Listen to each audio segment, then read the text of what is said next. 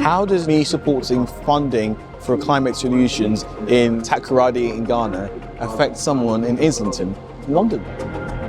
There's this African word, Ubuntu. Ubuntu, I am because you are.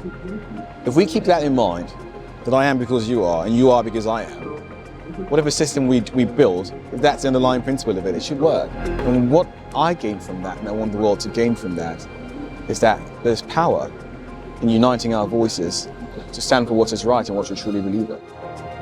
I spend the entire meeting listening. So by the time I speak as a leader, I have the benefit of the wisdom of so many. Interesting how you frame that. You said the next generation. The next generation are conscious of it, aware and acting. Does that mean that you've given up on the current generation? No, that's a good question. Easier making decisions, because in the end, it's not about you. It's about the people.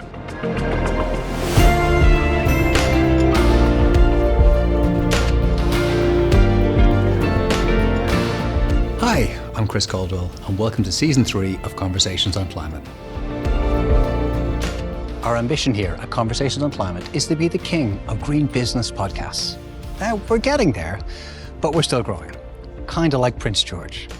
But if you want to be royalty, you should hang out with royalty.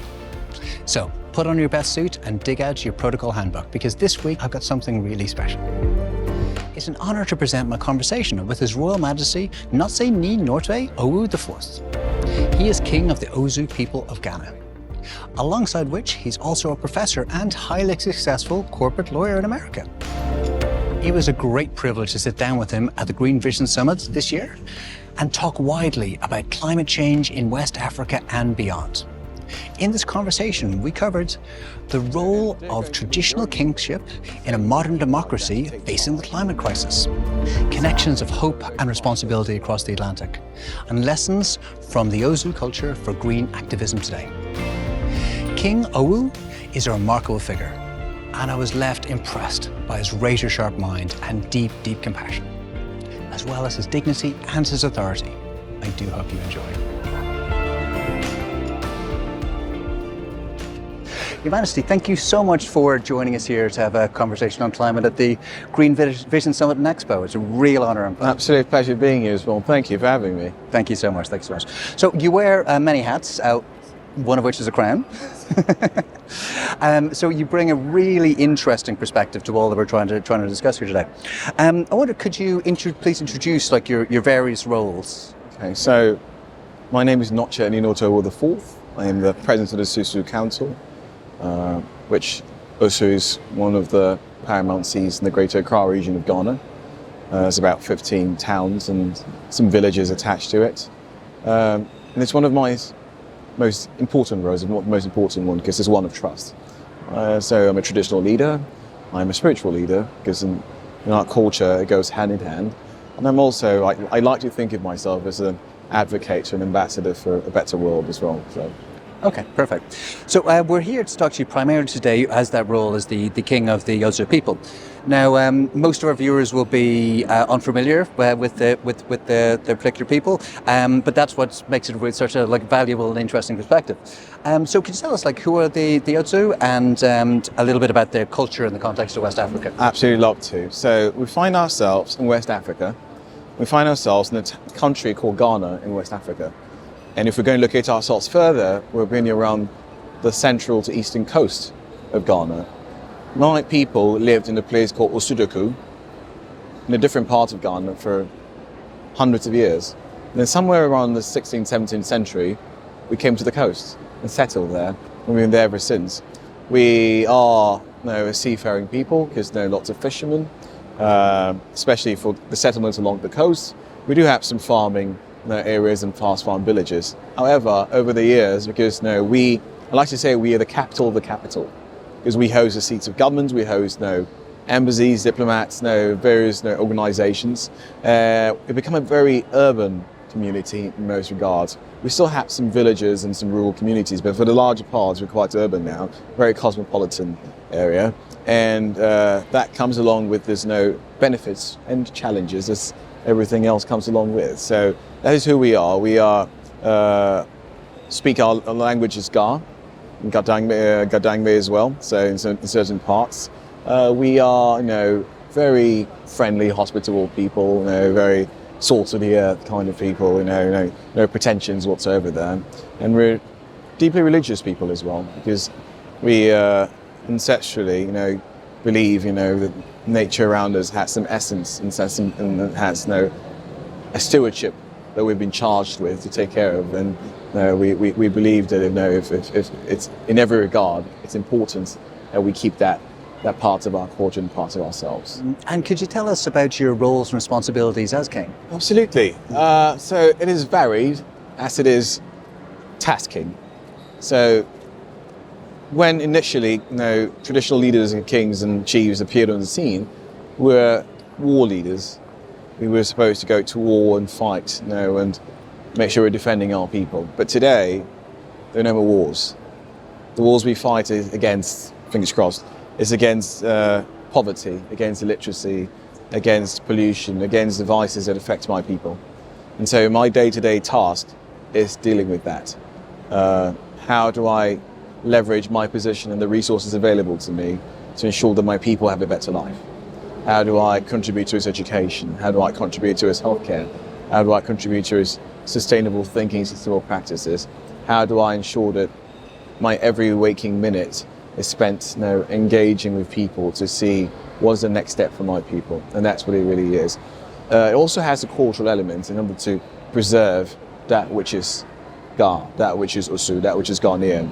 Ensuring our festivals are organised properly, ensuring that the next generation are learning about who we are, history, our language. We are not a very large group of people in terms of numbers, but we are large in terms of our rich history and our rich culture. And preserving that and ensuring that that is kept for the next generation and showcased to the world is an important part of my role as well. Yeah, so it's a dual role, development on one hand and cultural and heritage on the other hand as well.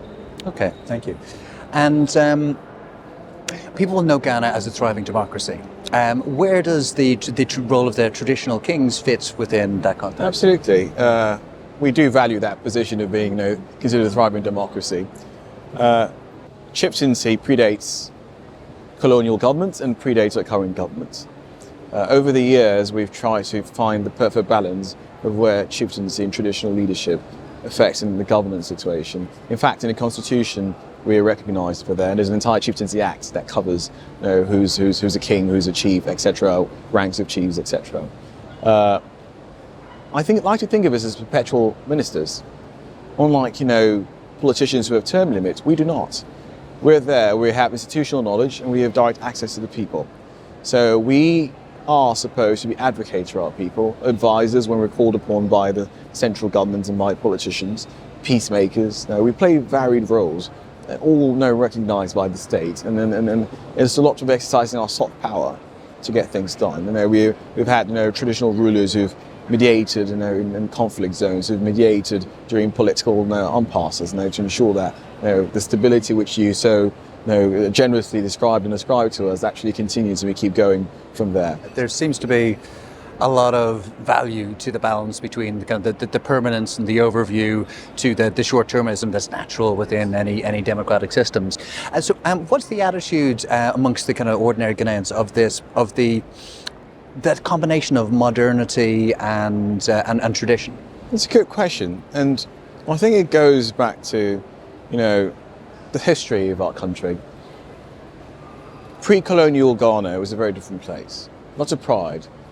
Colonialism took away what was us and replaced it with what we should be, or in the eyes, of some would say, make the world England. So that affected, how we approach life and the kinds of things we did. I think over the years, especially recently, there's been a huge boost to readapting what is Ghanaian, what is our culture, what is us, and there's a huge, youthful engagement to recognise that. The attitude of everyday Ghanaians usually is one of profound respect for our traditions and culture, and it's manifested in our funerals, our weddings, our naming ceremonies. They occupy a very significant place. When a chief summons you, that's a huge thing. You're going to go because the owner of the land has summoned you, so you go forward. And that appreciation for that which is ours affects how we approach things now. So, and as we have more traditional leaders who are more engaged, more forward-thinking, more forward-looking, it helps that relationship. It helps the everyday Ghanaian know that the politicians might say A and B, but your traditional leaders always on your side because they're with you, they are for you, and they are you. Yes. Very interesting. So, it sounds like you're very active and engaged in trying to make positive change within your community and your nation. Is there potentially a conflict or a difficulty in trying to take positions where you are, which might be controversial? So, for example, trying to make big changes in climate change or big change in social issues, which might in some ways be, as I say, controversial. So is there a conflict between the preservation of the traditional and the wish to be getting things done in today's world? Well, I think there has to be a balance. As much as I push, and you're right, I push for change, I push for progress, I push for development, I push for a better life for my people, which includes things like sustainability, things like ensuring that girl childs have education, that all kinds of things the way. But also, I am Ghanaian, I'm African, and I have sets of values and principles handed down generations which are important to me, which make me who I am, which sets me apart from anyone else in the world. I can't pretend to be anything else but from who I am. And these principles and these guiding ethos keeps me grounded. So as we work towards a progressive future, we must keep in mind that we have to temper that with who we are. So we have to push progress along the lines of not losing who we are. And I think sometimes that's what the issue is, because when you try to push progress without identifying what the people are and working within that, you find and create the conflict you're talking about. And so it's important, quite important, as you work on these things, to keep that in mind, because that helps you, navigate some of that slippery aspect you mentioned, and make sure that we're going forward together.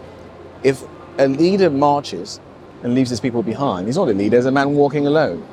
So you have to make sure that as you march, you're marching with your people, you meet them where they are, where their current thinking is, and work within that. Maybe one day things will change, but it's a progressive movement, it's incremental. If you try to do things too quickly sometimes, it causes a backlash, and that affects all the good you could do. When you meet the people where they are, you understand who they are, because that's who you are as well, and you work from that to build on. You look at the things that are important to them. It's not just what's important to you, because you're not a leader of yourself, you're a leader of people. And people's ideas, their thinking, their thoughts, the things they appreciate, the things they hold dear, and their values is very important. You have to work within that as well. Okay, fantastic. And so we just kind of touched on climate change there. Can you give us a feeling for the state of climate change on the ground? So, I mean, the weather conditions as opposed to climate action. Well, like everywhere else in the world, we're facing it. Our seasons have changed. Where we thought, there are two main seasons in Ghana. It's the rainy season and dry season, and then the minor rainy season and the minor dry season. And usually you can always predict when it's going to fall, because it's over the year, over the millennia. But we've seen that changing. We're seeing increased storm activities like most places. We're seeing the sea levels rise in claim areas along the coast. We're seeing certain species of plants disappear because of the changing weather as well, and the changing climate around us. We're seeing schools of fish just beach because the temperature of the water has changed, and they use that in navigation, etc. So we're seeing the changes, we're seeing the effects of it. And I think, and I'm hopeful, and I'm really, really, really praying that the next generation of young people are really seeing this and they're engaging in this. And they are. I'm encouraged by it. They see the effects it's having on us, and they're thinking about it, and they're asking questions. And it is up to the leaders to help in that engagement and to make sure we're encouraging them and doing things that secures and keeps them going. Okay. And of course, your country is a very young country, but it was kind of interesting how you framed that. You said the next generation, the next generation are conscious of it, aware, and acting. Does that mean that you've given up on the current generation? No, that's a good question. I'm not giving up, but I have most of my hope in the next generation. they say you can't teach an old dog new tricks. It's very difficult to unlearn things and to change mindsets. It's a very difficult thing. But to mold and shape, that's easier because you have more time with them to see how they think and show them where to go. So I've not lost faith in the current generation, but I'm more hopeful in the next generation because they get to see firsthand what effects of climate change is having on them.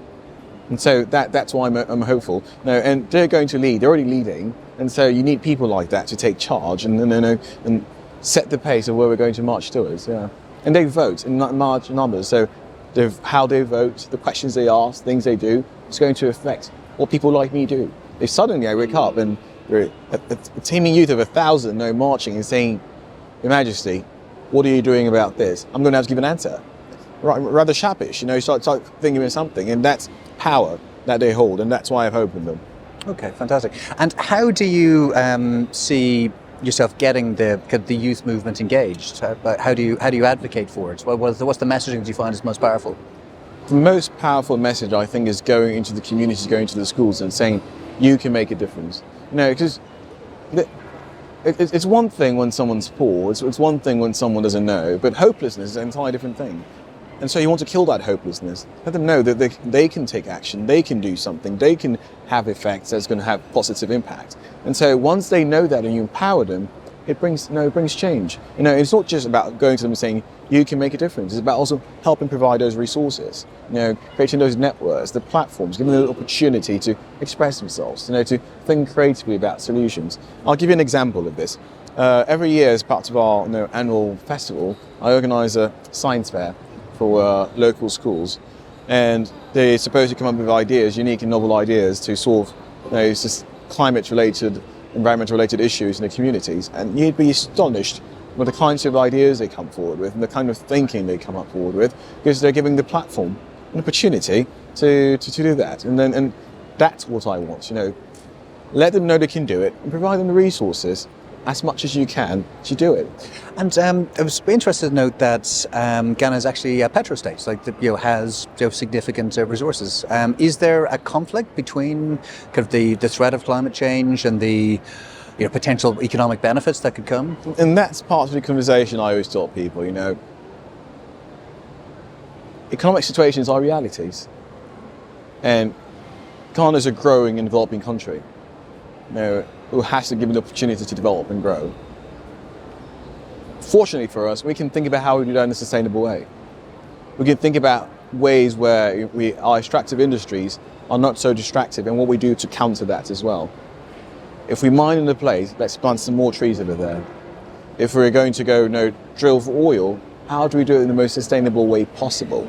How do we do that but start thinking about what we can do in the opposite? We have countries in Europe where they produce large amounts of oil, but they have wind power, they have solar power, they're transitioning, they use the resources they have, and Ghana's doing that, and Ghana must be allowed to do that. It's not going to happen in a day, it's not going to happen in a flash, but if you get people engaged and thinking about this, and it becomes a mindset, it's very easy for them to think about how do we do this in the long run. We might extract lithium, we might extract gold, but how do we push solar? How do we ensure that we have good wind energy coming forward? How do we ensure that we're doing everything we can to use sustainable practices even within our extractive industries? And how do we bring them along as partners, real partners, not lip service, not a column on your website that says this, but really keeping them engaged and holding them accountable? And that's the difficult part. I agree, it's a difficult ask, but everything good thing worth doing is difficult. So in addition to your role as king, you also live in North Carolina and are the American lead counsel of a investment bank. Yeah. Very different roles. They're very different roles, yes. And I used to be at an investment bank. I spent some time at Credit Suisse, I spent some time at Bank of America Merrill Lynch. But I think... But no longer? No longer, yes. But even then, the thinking, the mindset remains with you. And I think it's a bit of learning and unlearning. It's a bit of balancing it. And I'll tell you why. Being a lawyer, and a finance lawyer and working in the banking space, you come across so much. You come across, all sorts of opportunities, and you see how the sausage is made. kind of thinking goes on in the background to get the project you see out there. And you think to yourself, what if this perspective was in the room at that time? What if someone on the ground, an indigenous, was in the room at that time? How might this have gone? Well, might we've achieved the same target, the same goal, but with a different, addition to it? And that's important. And, I think it's made me a better ruler. I think it's improved my understanding of how the world actually works. Because I'm not going to pretend it's all kumbaya, and I'm not going to pretend it's all daisies and roses everywhere. Sometimes you have to roll up your sleeves and actually get things done and negotiate quite hard positions. And I think having that background really does help you do that, because they have to take you seriously because you've been in your shoes. You've been in that world. You know what you're talking about. You're not someone off the streets who they can bully around. You know exactly what they're thinking because you've thought it. You've helped them craft that thinking. So when you speak with that perspective, and you speak with the perspective of someone who's from the grounds, from the soil, of the land, the son of the land. And I think that's useful for my people. It's skills and talents developed over years and experiences that I find ways of putting in service of my people, and that's important. So, you very eloquently said what that experience has brought to you, but what do you think that your experience brought to the institutions you worked for? Yes, I think it did bring some insights. I'm not going to pretend that institutional world is so open to change and has all sorts. No, I'm not going to pretend that. But I think that in those moments in rooms where I was able to articulate certain perspectives and present certain points of views, it did make some difference, make some change. It made people stop and say, huh.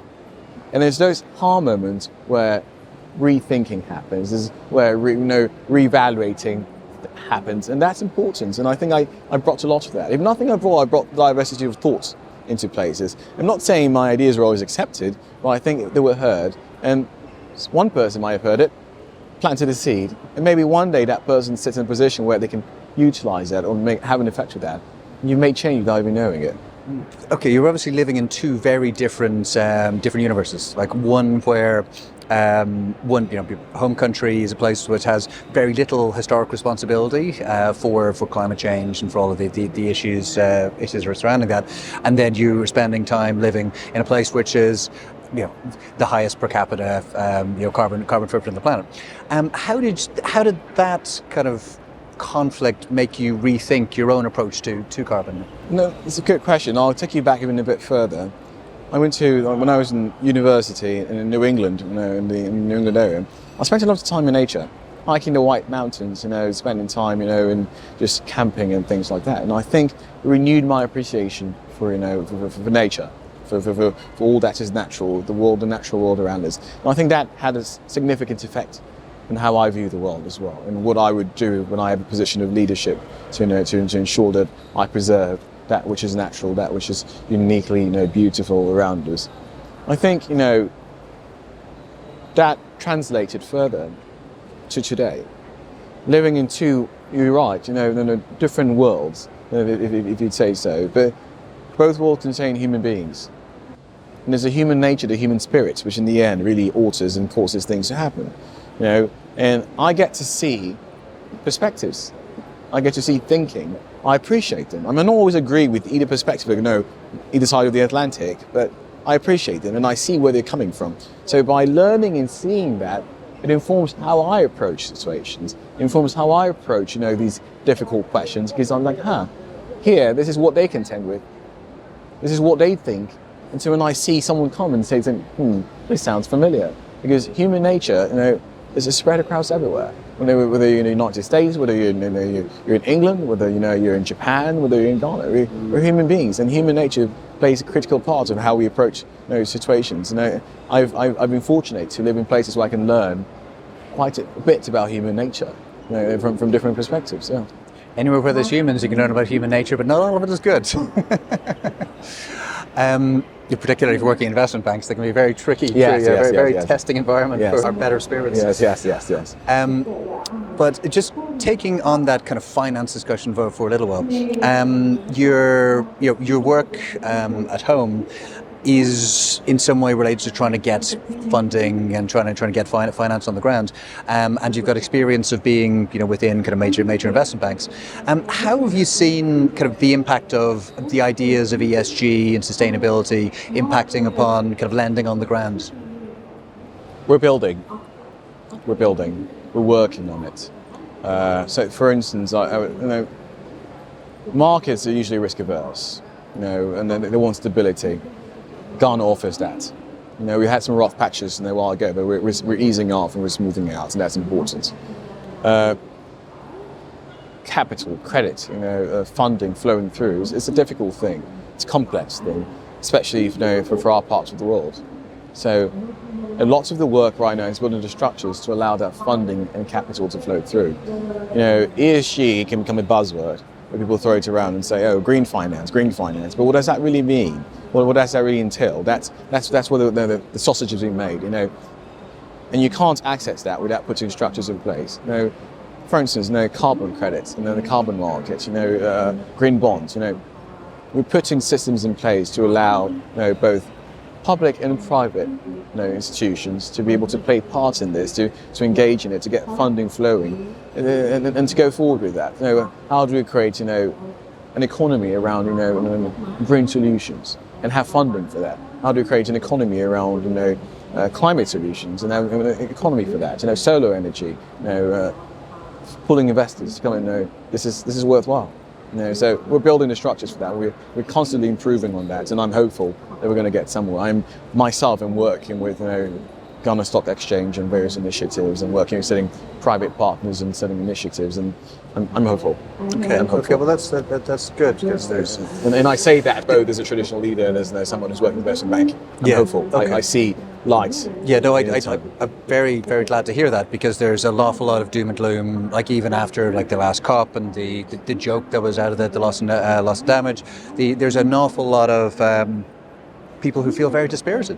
Like climate pledges made, not fulfilled. The trickle, like the tiny drips of funding that comes from the global north into where it's really needed, is inherently dispiriting, and people have been working on this for decades, and just interesting where the hope really comes from. The hope comes from my people, the young people I see. When I see the passion in the eyes, the desire in their eyes, and the resoluteness in their character, that gives me hope. And people have a right to be dispirited. We made promises. We made huge and bold declarations, which unfortunately have all not been met. But the fact that we can still share with our common man the resilience of the individual characters should give us hope. If we keep people out of hopelessness, we still have a chance. But the minute we let hopelessness set in, it's game over. So no one's going to lift a finger anymore. They're going to be resigned to their fate. As long as we know there's hope, and so we have to find every way to ensure that we're breathing hope into people. Because if there's no hope, and then there's, the fatigue takes over, even if the resources come, it's not going to do anything, because no one really cares anymore. But if we keep hopeful, we keep engaged, we can actually go somewhere with that. And that's where the hope comes from. And as a passionate, articulate advocate for climate finance, for structural reforms in climate finance, if your role was then expanded to be king of the world, too much powerful. Just say for an hour.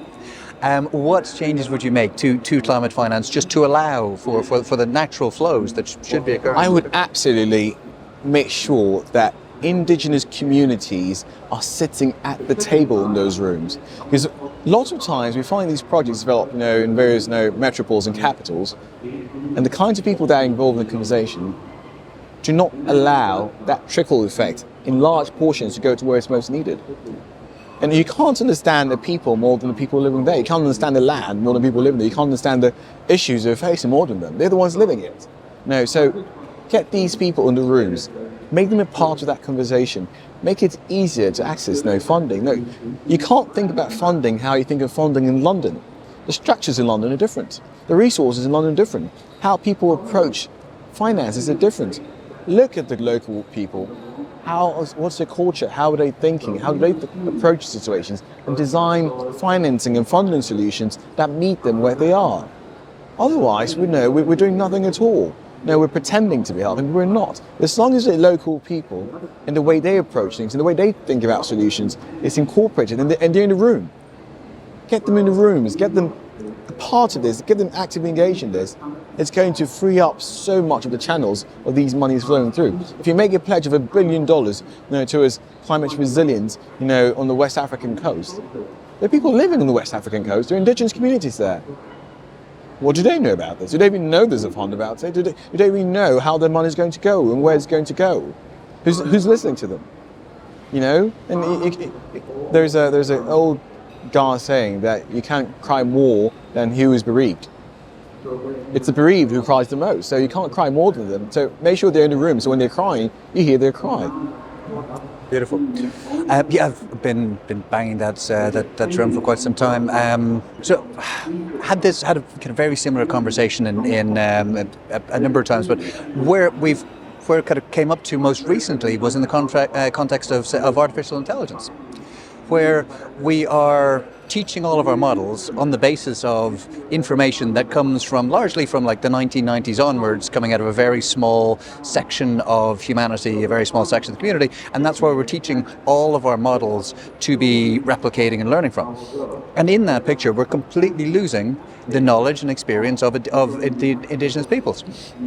And beyond that, it's us living in this unsustainable way is something that's only a very modern thing.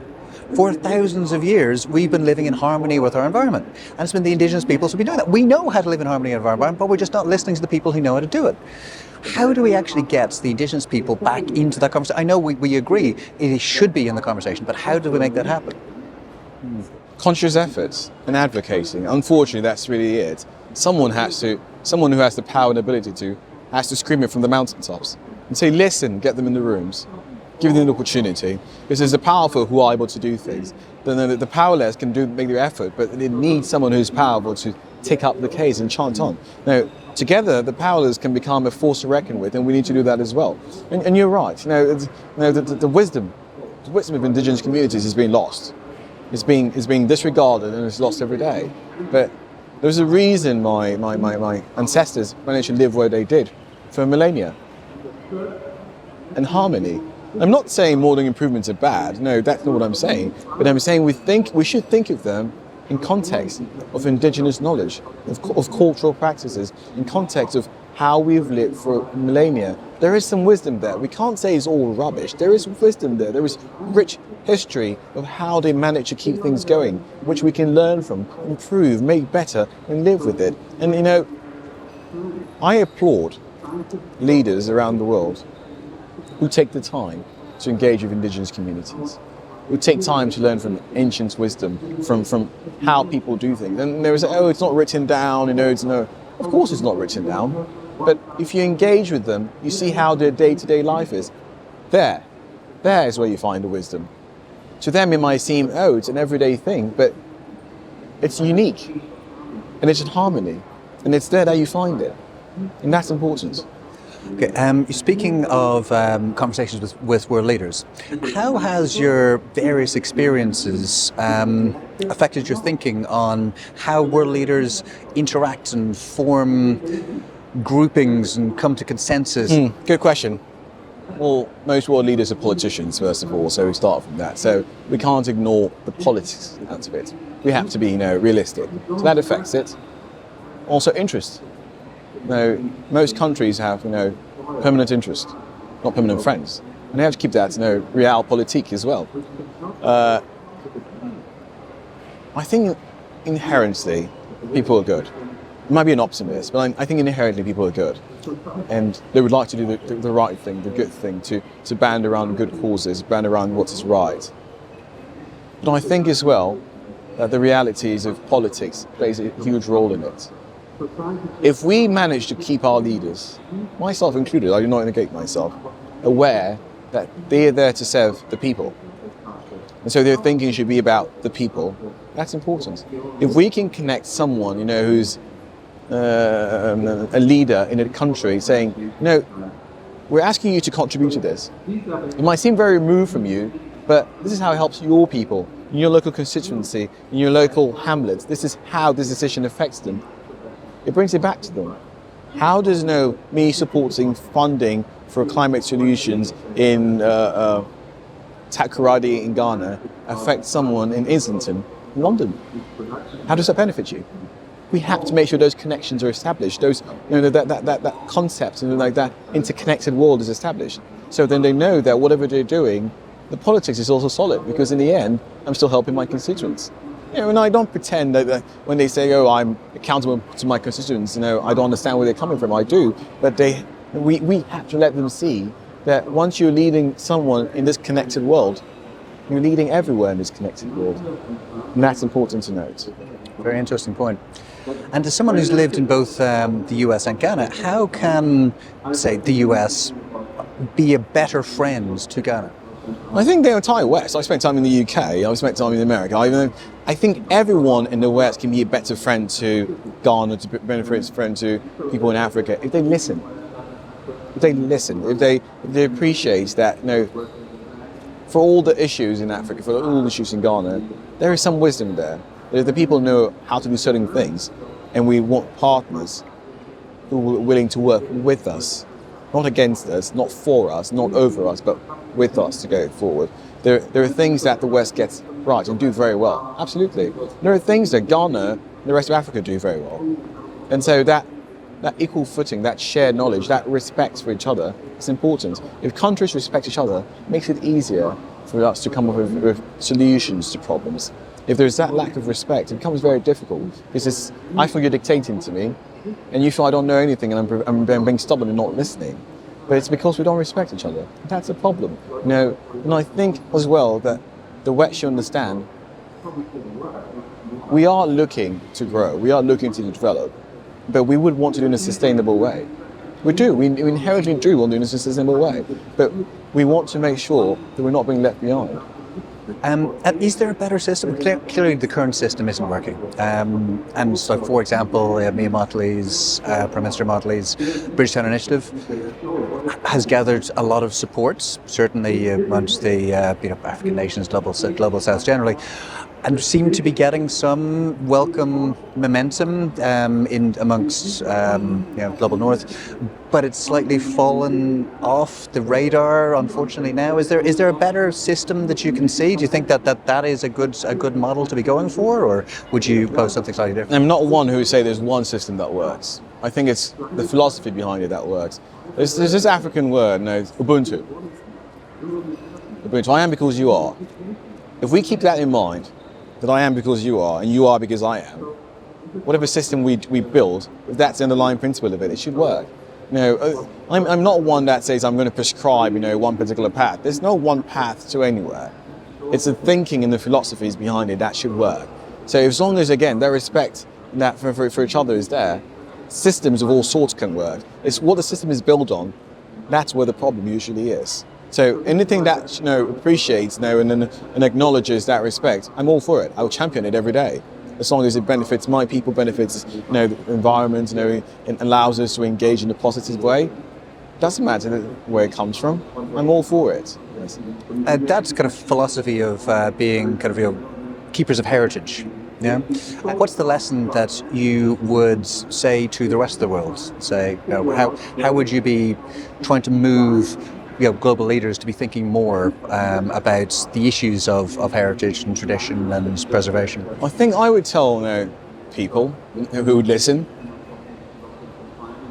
we are here today because of what happened in the past. Some of it ugly, some of it beautiful. It's all part of who we are. And there are lessons to be learned there. So we should spend time trying to gather that wisdom and that knowledge and learn from it. It's part of what makes us who we are, the beauty of it, the splendor of humanity. The human existence should be inherently beautiful. A mirrored, a prism of colors of our shared commonalities and our differences. If we celebrate those, it makes us better people, and our heritage controls and contains those things. If I am able, in the next 5 years, to preserve and to restore ancient artifacts, ancient art, music, dance forms, our festivals, showcase it. Not only attracting people to my culture, it's allowing me to tell my own story. And it's important that people be able to tell their story. Because in telling their story, you learn who they are. You learn what matters to them, what values they hold. And once I can understand what values you hold, it makes it easier for me to connect with you. It makes it easier for me to understand you through your heritage. I'm not going to fight you if I can come to an understanding with you. It's going to be easier for me to work with you on climate solutions. It's going to be easy for me to work with you on education and a whole range of things. So they should not think of heritage and culture and art as just a separate thing. It is infused in who we are. And by allowing that story to be told, we gain from each other, we learn about each other, and we build from there for a better world. And could you share a story that's close to your heart that you'd like more people to know about? In my town, one of my towns, the seat of my power, there was a time when the Danes, who were colonial masters at that time, left and sold your possessions to the British. And the British took over the Osu Castle and asked for a poll tax to be paid. This was unique and new to my people because the Danes didn't ask for that. It was a different relationship than the British. My ancestor was in the castle with the governor and said, "Oh, that's a good idea. We'll think about it and come and give you an answer." Because of course he was in a place where he couldn't react. Once he left the castle and went outside, he was like, "Absolutely not. We're not going to pay this." Of course, the British government was pissed. Why would you say that? And they brought a gunship and fired upon Osu from the castle in a gunship, destroyed the town entirely, almost, and fled. But during that period, people band together to resist what they viewed as oppression. And that commonality across the coastline brought people from La, from Osu, from Teshe together. And they marched together as brothers in arms. And they sent a message across. And what I gained from that, and I want the world to gain from that, is that there's power in uniting our voices to stand for what is right and what we truly believe in. If we're fragmented about something we care about, we're not going to achieve results. It's very easy. But if we're united to resist that which is unjust, that which is unright, we can actually make a difference, which we did. Hundreds of years ago, my ancestors did that, marched and resisted it, ended up destroying the town, the capital. But we rebuilt it. And we kept that pride, we kept that heritage, and we stood for what is right. It's not always easy to stand for what is right. It's not always easy to do what is right. But it is important. It sets us aside from everyone else when we can do that. And it helps them create a better place. So we look back at that, not as a way of chastising, the UK, or chastising. We have a great relationship with the British government and the British people. When Her Majesty Elizabeth II died, I went to the High Commission, signed a book of condolence, and I have a great relationship with them. However, we learn from those experiences, we learn from that shared history, and we learn to stand for what is right, no matter what the consequences is. And is there a motto or a kind of a set of principles that you live your life by? I do. I'd say the first one is to do unto others what you want others to do unto you. Because once you think that way, it's a way of reflecting all the decisions you take. What happens if they do the same thing to me? And for me, in this current position, I don't live for myself, I live for my people. And I must always remember that. How does this benefit my people? How do my people gain from it? I no longer belong to myself, I belong to my people. I no longer belong to my parents, my family, I now belong to the people. Like every waking and sleeping is to advance the people. How do I do that? And that's what's important. Once you keep that in mind, as a leader, it makes life much easier for you. Not easy because things are easy, but easier in making decisions. Because in the end, it's not about you. It's about the people. Fantastic. That's important. Yeah, fantastic. So, I guess as a kind of final question, which is kind of related to that, we normally do ask for a piece of advice for the audience, and it is generally around leadership. It's the first time we've had the benefit of a king. rather than kind of from the business side. Is there a particular piece of leadership that advice that you could give from your not unique but highly unusual position and experience? When you're leading, when you're trying to cause change, when you're trying to move things forward in the right direction, listen. Listen to the voices around you. Listen to yourself as well. Oftentimes we get excited about things and we charge forward without listening. And that's a problem, because we do not benefit from perspectives. There might be a huge hole ahead and someone's screaming at us, but we're not listening. We might need to pick up our pace, but we're not listening. Listen, I find myself in my council meetings where we have sub-chiefs and divisional chiefs sitting in council discussing state issues. I'm always the last to talk. Last to talk. I spend the entire meeting listening, because I gained so much and I learned so much from that before I say anything. So by the time I speak as a leader, I have the benefit of the wisdom of so many, and the experiences of so many, and the wants and desires of so many. So listen. Fantastic. So like your role as a leader is to be right leaving the meeting rather than going into it. Right. Thank you so much. That was a great honor, great privilege, and I thoroughly enjoyed the conversation. Thank you so much. Thank you. Thank you so much. Thank you very much for joining us on that conversation. We hope that you enjoyed it. We hope that you learned something. If you did enjoy it, please feel free to leave a 5-star review and to subscribe to any of our channels, and we'll be sure to keep you updated on future productions. These are conversations that you just can't afford to miss.